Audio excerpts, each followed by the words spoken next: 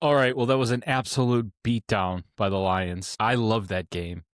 I could not wait to get on here and give you my opinions, guys, because for those of you who didn't bother to catch my pregame experience, that was exactly what we said. And then literally, I'm no savant. That's exactly what every Lions fan thought would happen. That's exactly what they wanted to happen. And they executed. It was at home. It was in front of thousands and thousands and thousands and thousands and thousands and millions and millions and millions and millions of fans. And I'm sure a couple Bears fans joined, but that was whole Lions, man. I couldn't say better things about that game. It started out exactly like we talked about too, right? Lions score, then you get the scripted Ben Johnson, Chicago Bears response, which is fine. Things start to settle down after that. And then really things start turning, I feel like, when Brian Branch had that turnover where he pops that ball out and we take the ball back. And I know it wasn't I don't think we got points out of that one, but that just set the tone right there. And from there on out, we showed we were the better, the bigger, and smarter and more disciplined team, the better coach team. Everything stood out. Everything that we've been saying stood out. We'll take a look at the stat sheet in a minute to everybody got a touchdown. And I think everybody got a touchdown, everybody got a sack, everybody gets a hamburger, everybody wins a car. It was just so cool. Great game. I'm happy to come on here with some fun excitement. I just got an announcement that we are live on Twitch. Hey, you're right. We are live on Twitch. Speaking of that, anyone knows how to keep these things going on Twitch where I can actually, the lives don't just disappear? I'm still learning Twitch. I doubt anybody's even on it listening, but it looks pretty cool. Looks like if you play a lot of video games, that's where you'd want to be. But we are live on Twitch. So I do have that chat open. I've got the YouTube chat open. I'm hoping a lot of my friends want to come in and join the live and put some comments in the chat. This is going to be a very, very fun week in sports. Michigan won. Unfortunately, they had to be sacrificed by Michigan. By CMU had to be was the sacrificial lamb. Sorry, I'm so excited. Look at that, Locked On Lions post-game show. Everybody, don't do that. Don't go to the Locked On Lions post-game show. You got to come over to the Fan Forum post-game show. We're slowly starting to become something interesting. Let's get this. Dan from the Shores, put your shit in the comments. I can't wait. Big Dan just texted me and he's saying it. He's loving it. Everyone's loving it right now. Thanks. I got so many texts during the game too about how successful this team looked. That had to feel good as a Lions fan too. Especially if you're not a bandwagon fan and you've been sticking around by them for all those years. It's been a long time coming where we can say, you know what? That's just week one. Don't worry. Relax. We'll go out there and blow them up at home, and we do it. Just the confidence is really nice. The execution was flawless, too. I don't know. I'm so excited. I don't know if we can start looking at stats yet. Got to get some people up into this chat. Let's see. Ladies and gentlemen, Mambo number 5. Leave the gun. Take the cannoli. All right, let's go over some of these. Let's go over the stat line for this game. And let's just kind of see what's happening around the league, right? I want to take a moment out to remind everybody, too, to like and subscribe. If you haven't done so, please do so now. Okay, so as you know, Lions just took a belt to their rear end, as my kid likes to say, 52-21. This was Dan Campbell versus Ben Johnson. Our offensive coordinator leaves for Chicago, moves on to bigger, better things. Week 1, I'll set in the narrative for you right now, even though you already know it. Week 1 comes around, our offense is flat. We got nothing. The Lions are washed up. They're nothing without Ben Johnson. Okay, let's get the game going. So, from a Lions perspective, Jared Goff was absolutely phenomenal. He's 23 for 28, 334 yards, 5 touchdowns, no interceptions, no sacks, 156 rating, QBR rating. As you can see here, it's GOAT status. This is where it just gets better, though, right? Gibbs and Montgomery. Gibbs got actually the bulk of the carries, what it seemed like at first. But from the stat sheet, it shows it's a 50-50 split. 12 attempts for Gibbs and 11 for Montgomery. 94 yards, you saw some big bursts for Gibbs, and then 57 for Montgomery. Still, I want to see more of Montgomery, but look at this. 7.8 yards per carry and 5.2 yards per carry. That's exactly what you want to see out of these two guys on a winning stat line. That just shows they were used properly. They both had touchdowns.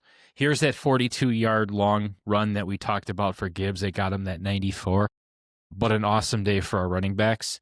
And then you've got the receiving core. Oh my God. I put in here it's a Waymo show, but technically from a touchdown standpoint, it was the St. Brown show.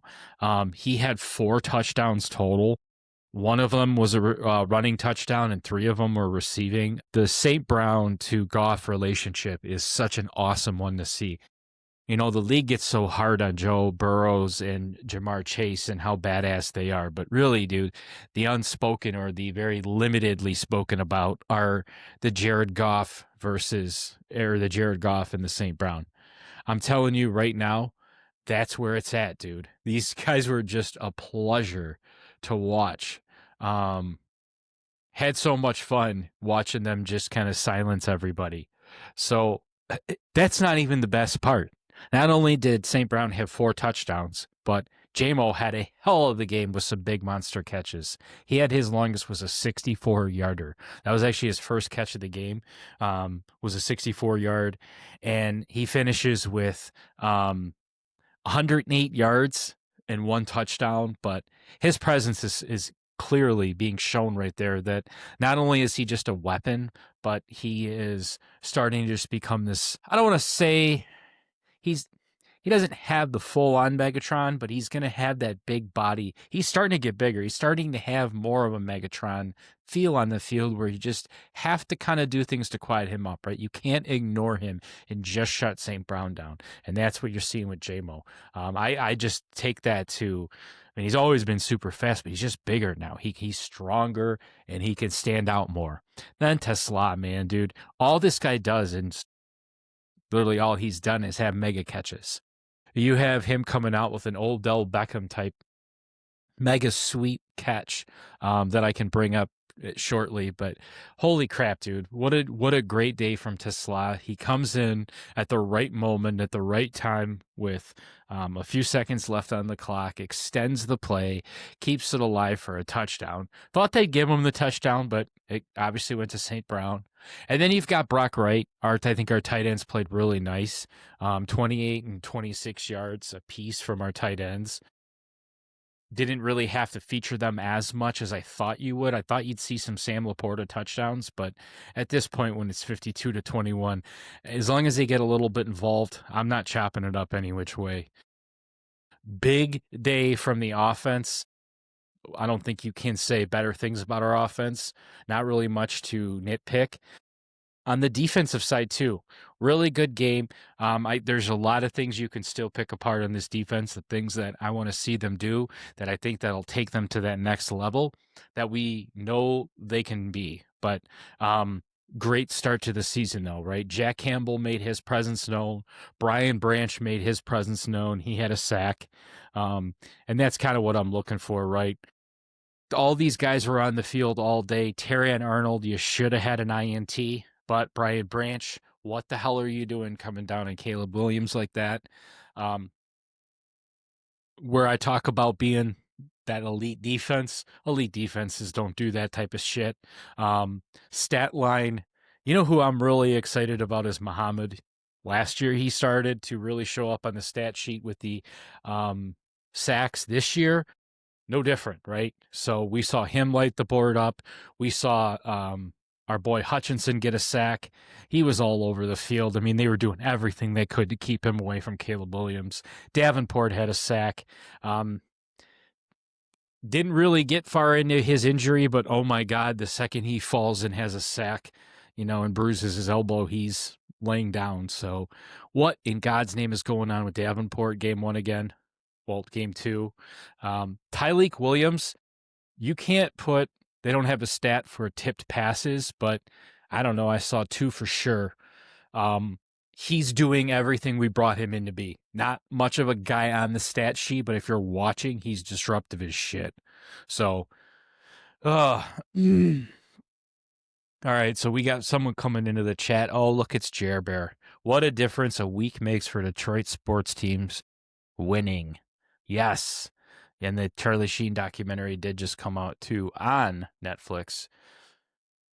I don't even want to start talking about that, but God damn it, Uncle Jerry, you're right. What a difference it makes. They won the stat sheet too. Look at this. I really like this. 3 penalties to their 8 penalties. There's your home field advantage. There's your coaching. I like to see us winning that stuff too, right? We didn't just blow them out. We did all the other things too. Now let's see how we looked Caleb Williams make. Let's see. Let's take a look at his stats. Stat sheet for this sweetheart of Chicago. He was 19 of 30, 207 yards, 2 touchdowns, 1 interception, which is completely his fault to try to extend the play. And Kirby Joseph did what he always does best and play center field. He was rated at a 91.9. He still looks, I mean, he's a good quarterback. Don't get me wrong. But he didn't finish the game. So, and he got beat down. DeAndre Swift, 63 yards and a touchdown. You know, like I was telling my son Jason, he always looks good in meaningless games. And then when you need him for something, he's hurt. Yeah, he looked like he's the main focal point of their rushing attack. And he has those little bursts he had from Georgia. But again, he's going to get hurt. Adunze, 128 meaningless yards. He looked on the stat sheet, it looks actually pretty good and 2 touchdowns, but he dropped so many passes too. And they looked really off considering you've got this 128 yards and 2 touchdowns. DJ Moore, I think he looked to be a little bit better at first, and that was their main focal point. Scary, 46 yards. But yeah, I don't know. Either way, we smoked them. What up, dog? You on live? Uncle Jerry's watching. All right, we got Weasel. Weasel says, what up? What up, bro? You want to say hi to America? We gave belt to ass to Chicago. Here, you got to speak in the microphone, dude. Gave belt to ass to Chicago, and Green Bay sucks. There we go.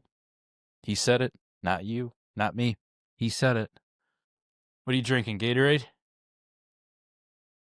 Oh, you're going to shoot hoops. He's going to shoot hoops across the street with his buddies. How American is that? Watches the Lions win. He's got some Gatorades. He's going across the street for basketball. All right. Well, that was the Weasel, by the way. You got to follow his new podcast that's yet to come out. So listen, I don't need to go through the stat line on the Green Bay or on the Bears. We already know that we whooped the shit out of them. And that just felt good. It did. It felt great. No matter how you want to look at it, it felt complete. It felt whole. It felt like what you saw last week, we never have to think about or worry about. It was what they said it is. Like, relax. We've moved on. I didn't see anybody that noticeably pissed me off and stuck out like a sore thumb and said to myself, oh shit, this guy can't, he's got to cut this out. Didn't see that. Put it in the comments. Is there any player that really you think, even though it was 52-21, stuck out and pissed you off? I don't know. To me, I thought, okay, don't even say Brian Branch for that little jump cut. I don't want to hear that because all the other good things he did. So think about it this way. It's got to be a player that pissed you off so bad that however good they did, it didn't compensate for how bad it. There was no offset. I'm going to make this real difficult. You're going to have to find somebody who really stood out and you said, you know what? No, like they're just absolute trash. I cannot believe it. I don't think you're going to find that in this one. I really don't. I think this was just such a well-played team game. Do we have ice cream? Now maybe we'll get the dog on the podcast too. We got Alicia on here. She's down here grabbing ice cream. I'm live. That's why I had Jason on. He was nice enough to say hi. You can't be seen. Don't worry. It's okay. So around the league, we're going to load this chat up. Around the league too, I cannot believe this right now. You literally have Dallas and New York in overtime, 37-37.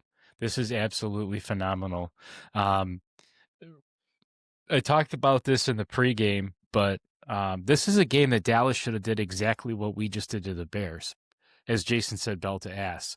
But now you're looking at a game where Russell Wilson has 3 touchdowns and has 454 yards and looks like Russell of old days.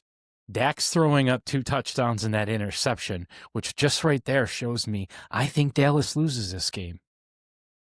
I think Dallas loses this game. This is the one. I'm telling you. This is hilarious. So we'll back out of this one. Let's see who else. Still can't believe. Thought Joe Burrow, or I'm sorry, I thought Jacksonville would have ended clearing this one out. Not gonna lie, they had it, and then right towards the end, seems to be like they gave it away, even though Joe Burrow was only in this game for a very short time before he got hit out injured. Dude, Bengals are a weird franchise. I'm kind of glad I'm not part of that team and that franchise because they're wasting good talent at a good time right now. Even though they won, and they're 2-0, something doesn't seem right about that franchise. Told you, Chargers were going to win because they're the Chargers.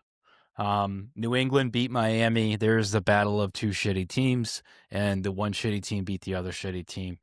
Okay, cool. So you got Baltimore did the same thing. Okay, here's the matchup that I'm talking about. Baltimore, Cleveland. Now this is a funny story here. You want me to tell you a funny story? So Baltimore calls up Shedeur Sanders and says, listen, later on in the draft, if you're not drafted, we plan on taking you, right? You're going to just have to sit behind Lamar Jackson, modern day, one of the best quarterbacks out there. And really, you're getting a chance to play for Baltimore, a franchise that is one of the best. He says, no, thanks. Don't draft me because I'm not playing behind him. I want to go to a team where I can start. So he opts to go to the Browns. So how's that working out? 41-17. He got his chance to watch Joe Flacco and what is that name? Dylan Gabriel? Yeah, Dylan Gabriel. That's what I thought. Dylan Gabriel get beat down by Lamar Jackson's 4 touchdowns.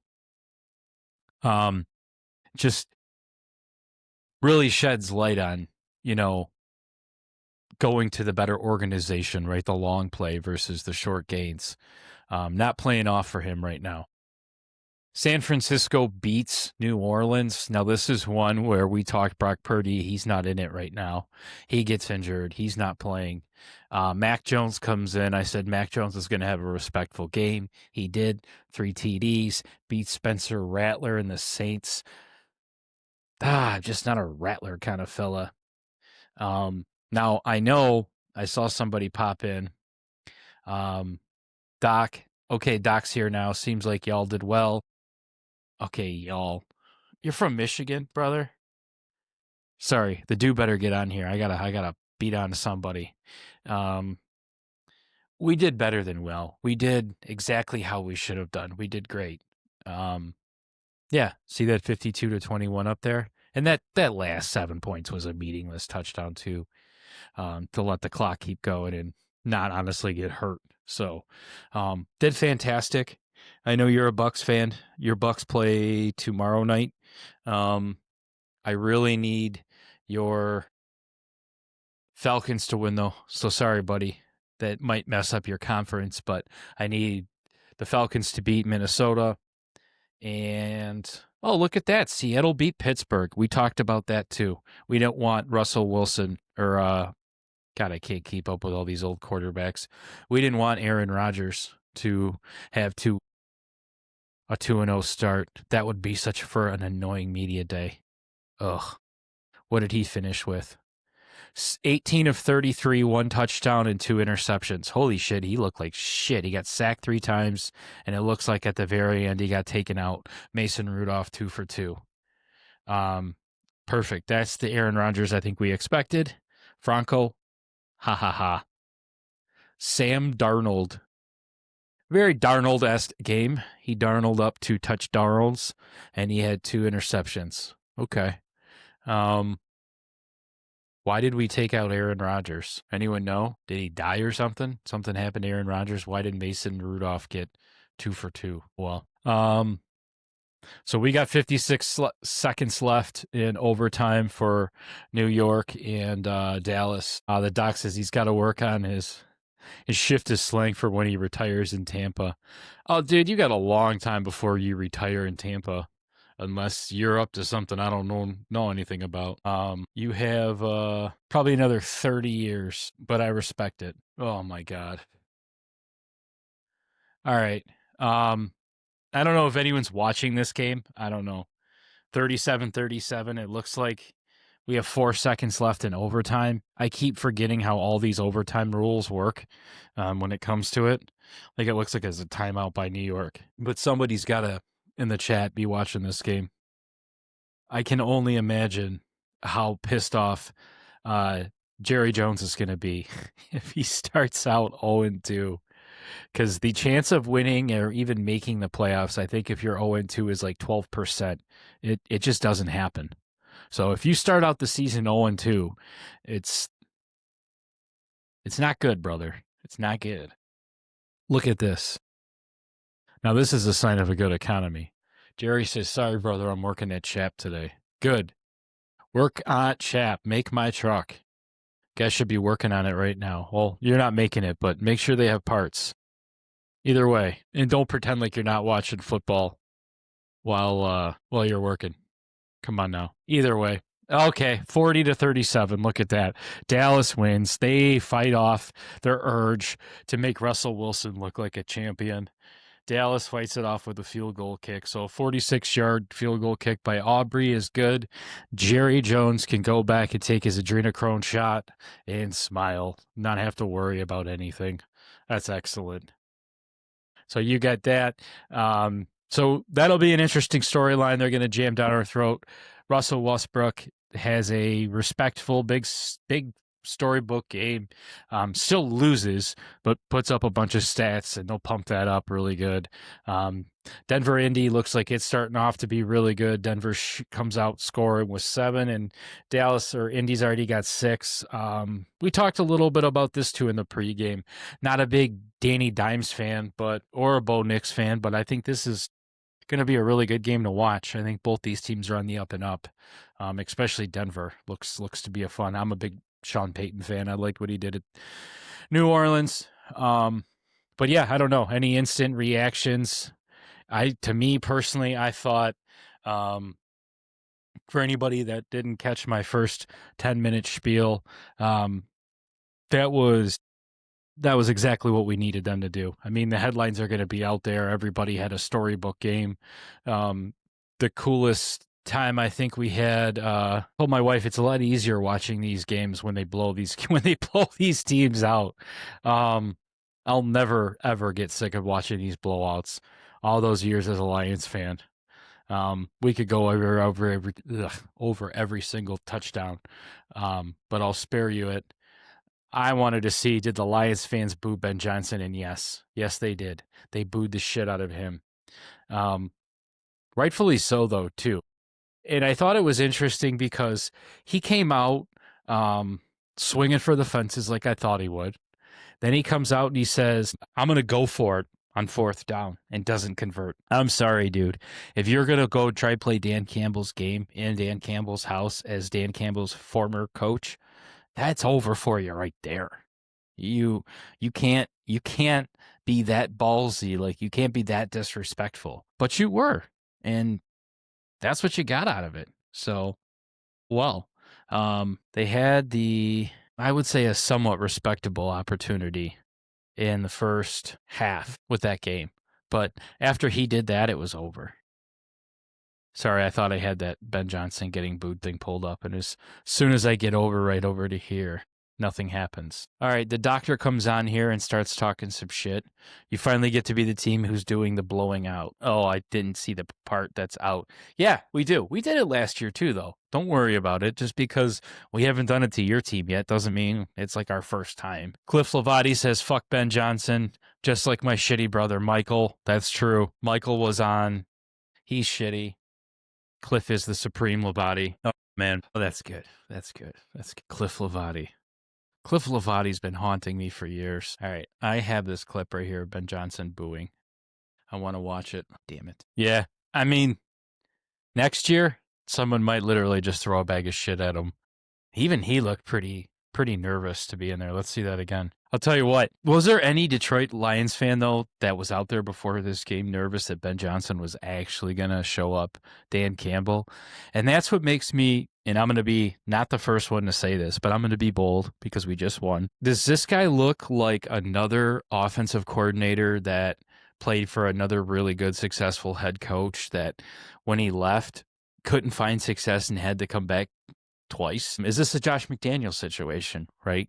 Is this going to be where Ben Johnson leaves for the Bears, has 1 year with them, comes in with high expectations, and you know this franchise has no patience with head coaches. They have patience for the shitty general manager for some reason, but not to say that Eberflus deserved more time, but they don't ever do right by their head coach. Whatever the situation is, more time, less time, they always screw the situation up. So I feel like the Bears are real close to pulling a Bears move and doing something real Bears-like and burning their bridge with Ben Johnson before the season's over.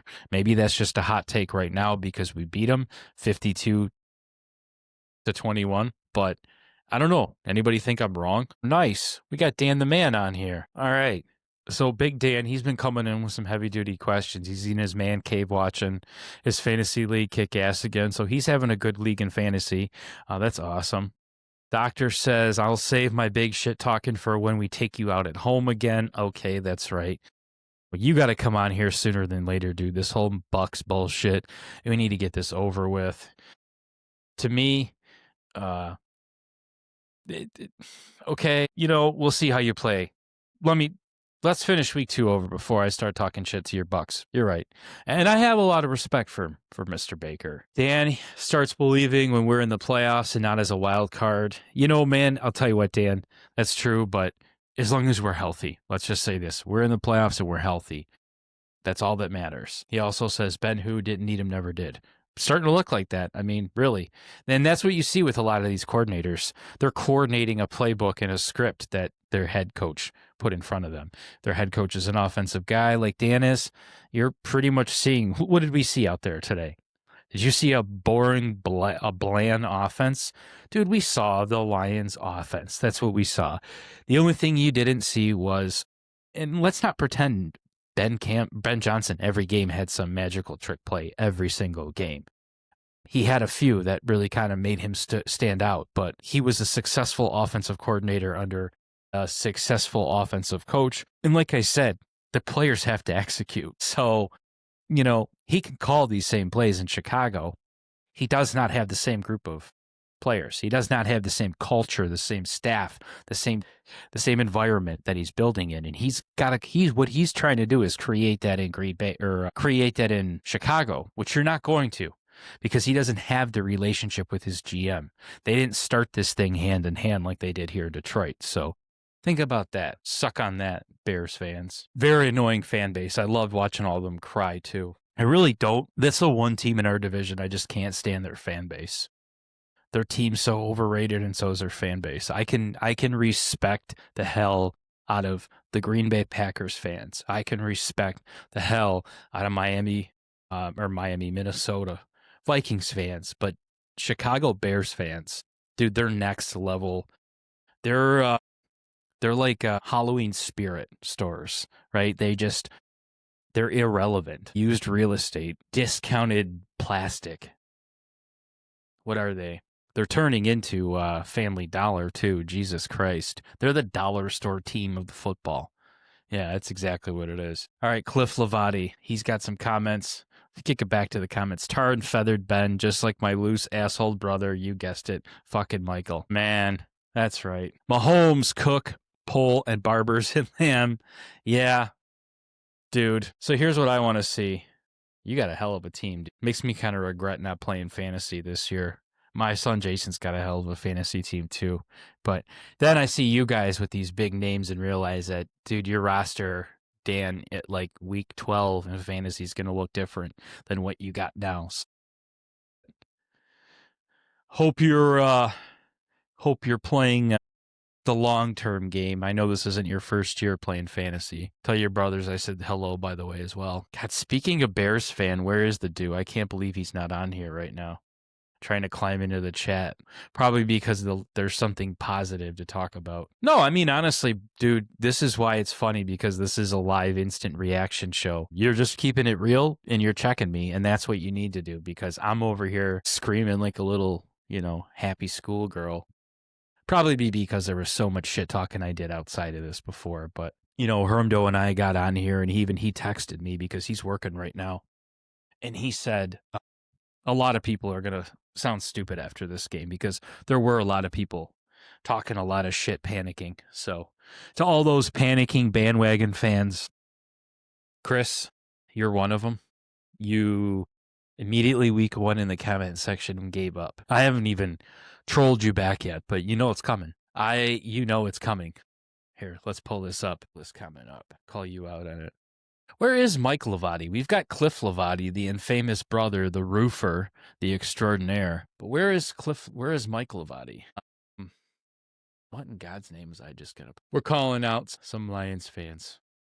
I swear I'm going to start having a couple of these set up better than me just running down here and pressing a button, but you'll have to be patient with me.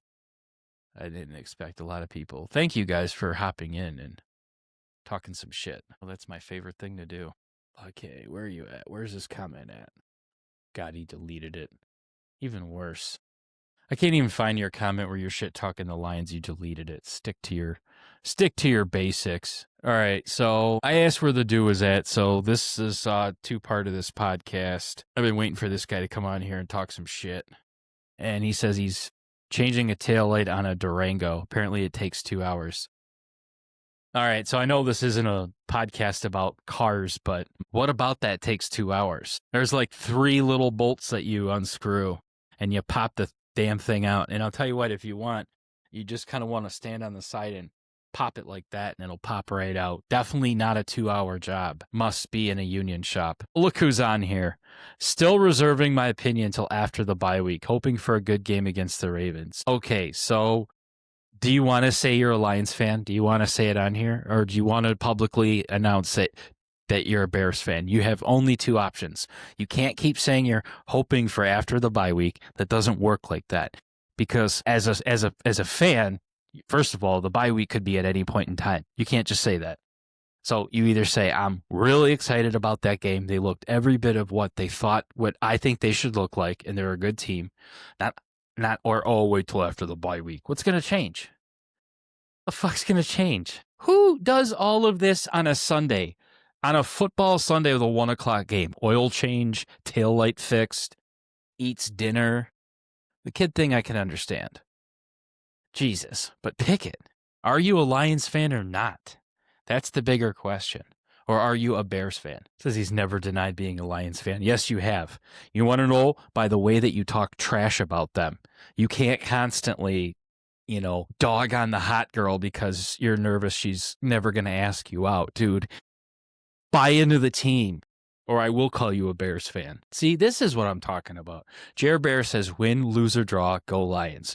No doubt, not waiting till after the bye week, not waiting till this, not waiting till the weather changes, not waiting till I talk to my therapist, which is in 2 weeks. You commit to the team. He said Doc is like a female. He only hears what he wants. Dude, I am not Kool-Aid drinking. If there's anyone who does not Kool-Aid drink, it is me. We have been nothing but critical of them throughout the years. That's what this whole podcast is about. Is we started out all as slappies because we were kids. And then Hitch and I both talked about how we had that 1 year where we said never again. I'm never emotionally buying into this. And now all this is therapy. This is so you don't drink the Kool-Aid. This is see, I got my man Dan on here already checking me saying, hey, calm down, celebrate the game, but move on. He's right. I was just excited, This is why you still think shows like The Big Bang are funny, right? Because you don't see outside the bigger picture, right? If it's not like Hollywood Disney textbook, you can't buy into it, man. Just saying. And The Big Bang Show is literally the worst TV show I've ever watched in my life. Michael's with Hitch at Baskin Robbins. Cliff, you're probably right. Michael does tend to go to Baskin Robbins with Hitch. I do enjoy that, actually. I can't be the only one that thinks The Big Bang Show is terrible. Come on, please. And that I'm not even going to ask to tell you where it came from, but absolutely an awful show. All right, so Hitch and Lavati are at Baskin Robbins. Ben Johnson receives boos from Lions fans during. This is just the perfect weekend. It really is when it comes to sports. I would have liked to see the Cowboys lose. I really would have. It would have been kind of fun, but they'll have their moment in the sun of screwing up. The KC Philly game is an interesting one because this is make or break for KC. I don't see them as a team that is going to start out 0-2 and have a chance of missing the playoffs. But dude, right now they're down 7-3, second half, 11:42 left, but not a team you can ever cancel out. I don't think you can ever say that KC's on their way down unless Patrick Mahomes is off that team and Andy Reid is retired. But when you look at the stats early on, Eddie's 2 for 6 with 1 sack. Not bad, you're just starting out quiet, which is okay. We know how they are. They're not a team that always does that, but they're a team that always seems to find a way to win. So I kind of want Kansas City to win this game. I really do. I don't want the Philadelphia Eagles to start out 2-0. That would pretty much piss me off a little bit. Let's see. What does Cliff have to say? Cliff's full of them today. My brother's drinking pickle juice with Hitch and Eric Ebron at an abandoned Rally's drive-thru. Yes, Cliff, I believe that's accurate. Oh, Jerry loves the Big Bang. Jerry, I'm telling you, it's a terrible show. It's a great concept. Yes, it's a great concept. But you could not tell me you believe Johnny Galecki's smart. He plays a good David on Roseanne. I'll give you that. Honestly, that's it. He should have just stayed right there. In my eyes, that's a perfect show. David and Johnny Galecki, best character ever. Didn't even realize he was the kid from the original National Lampoon's Christmas Vacation because all I knew him as is David from Roseanne. Yeah, I got to go with Cliff on this one. Cliff says Jerry's wrong. Cliff's a big Galecki fan like me. He thinks Galecki was disrespected in that show. But it just, to me, represents a time where TV shows were starting to get really soft in their writing. And I'm a big sitcom guy, or was at least. Just hard to touch any 90s sitcom. And Roseanne is probably top 5. No, top 5 best sitcoms, in my opinion. Yeah, top 5. That's going to piss Hitch off. It's okay, though. He doesn't watch. I don't think he likes the fact that they moved Becky's around. He was a big fan of the original Becky. Nothing more, nothing less. UCLA fires their head coach. I believe this is a former player, Deshaun Foster, running back with the Cleveland or Carolina Panthers. Another guy out. Any observations from that game that you guys saw that I didn't see? Put it in the comments, put it in the chats. Also, too, I want you to make sure that every third neighbor that you live next to subscribes to this podcast. I will be checking, especially you, Bob.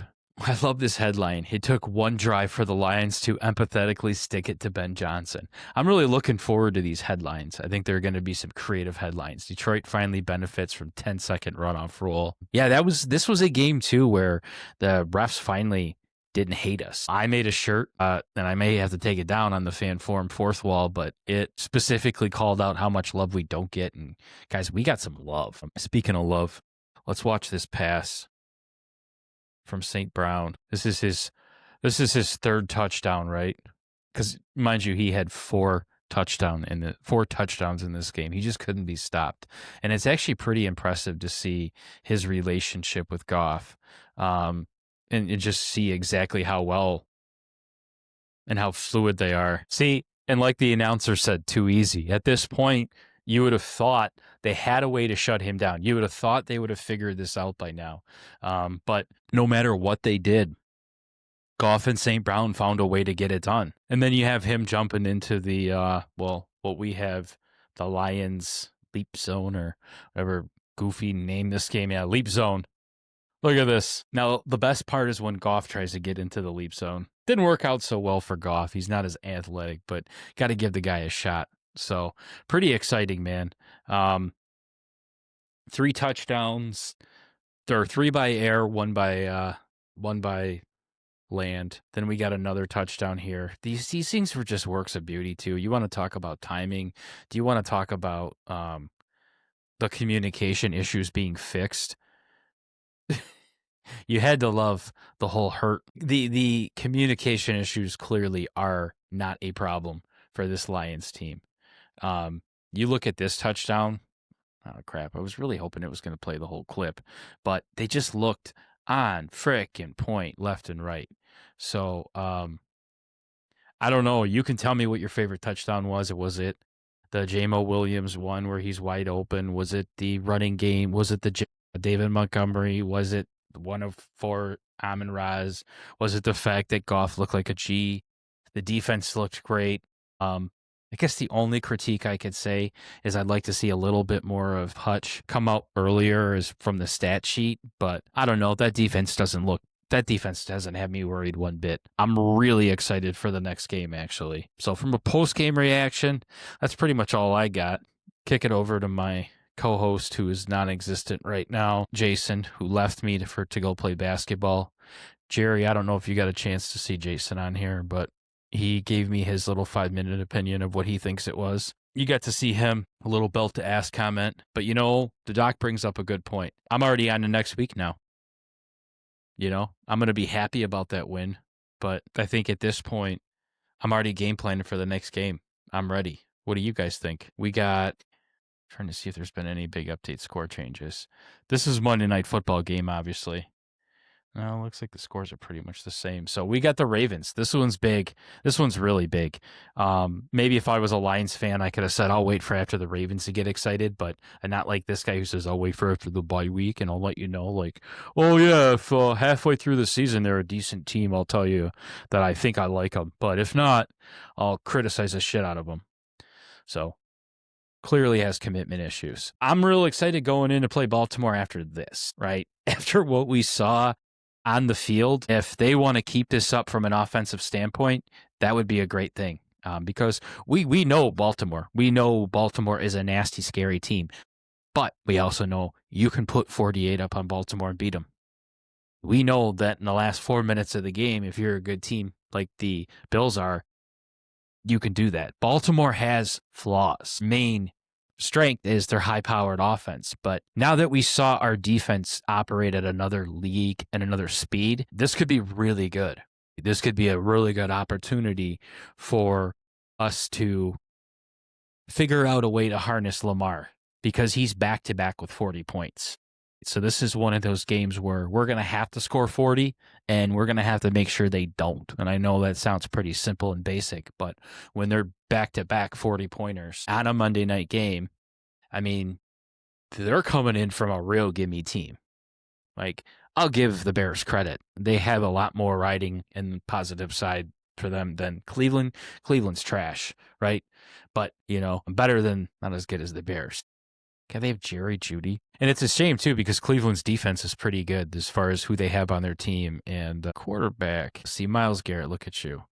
2.5, paying you all that money. But, yeah, long story short, that's going to be a real eye test. If we can beat down Baltimore, hang with them, I could see us, that's a 48-41 type game.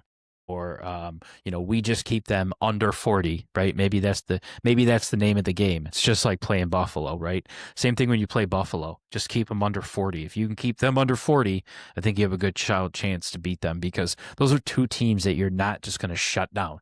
You're not shutting the Bills down, and you're not shutting the Ravens down. You're just not. I don't care who you are. Yeah, and Aaron Glenn, I'm sorry, buddy. New York Jets, you're 0-2. And you didn't have a chance against the Bills, but you probably don't have a chance in New York as a coach. And I like you a lot. I bet you Mike Levati's teaching a spin class right now. If you know where he's at, you guys should call a bomb threat into a spin class. Hopefully that doesn't get me banned on YouTube. Sorry, calling a beat. All right, so Cliff Levati is clearly eating some good stuff. Lions are just knocking off some cobwebs. Let's go, Leo. Let's see. Ego eating commies. Fuck Michael, he's in Delaware with Hitch. Yeah, this is great stuff. I love Cliff. Angry brother you got there, Michael. It's a shame that you guys just can't get along. This is the team, guys, that I thought Ben Johnson should have saved his coaching staff for, is Miami, because Miami's about to be Miami is 0-2, and Mike McDaniels is going to get fired, and they're going to burn that whole thing to the ground. I think that Ben Johnson should have just stuck around for one more year and took this Miami job. Let's see the stat line on Tua.